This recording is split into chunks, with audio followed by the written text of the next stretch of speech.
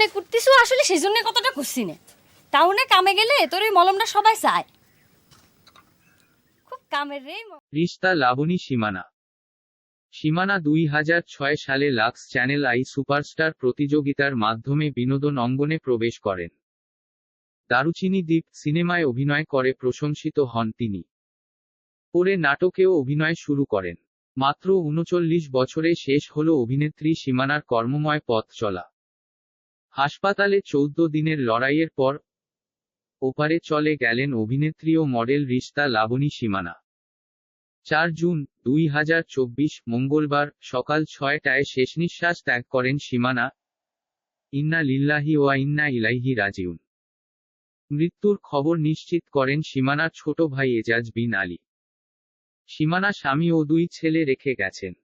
সীমানার পরিবার জানিয়েছে, গত 21 মে 2024 রাতে হঠাৎ অসুস্থ হয়ে পড়েন সীমানা। সেদিন রাত 11:30টার দিকে তাকে দ্রুত ধানমন্ডির বেসরকারি একটি হাসপাতালে ভর্তি করানো হলে জানতে পারেন মস্তিষ্কে রক্তক্ষরণ হয়েছে।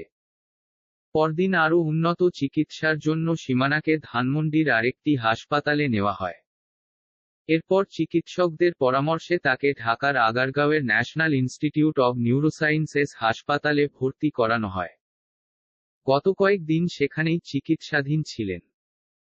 গত 25 মে 2024 এই হাসপাতালে তার মস্তিষ্কে অস্ত্রোপচার হয়। গত বুধবার বিকেল থেকে সীমানার চিকিৎসা চলছিল ঢাকার বঙ্গবন্ধু শেখ মুজিব মেডিকেল বিশ্ববিদ্যালয়ে। সীমানার শারীরিক অবস্থা প্রতিনিয়ত অবনতি হয়েছে।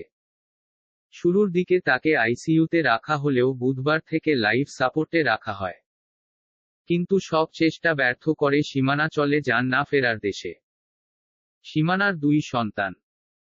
বড় সন্তান শ্রেষ্ঠর বয়স 8 আর ছোট সন্তান স্বর্গ 3 বছর বয়সী।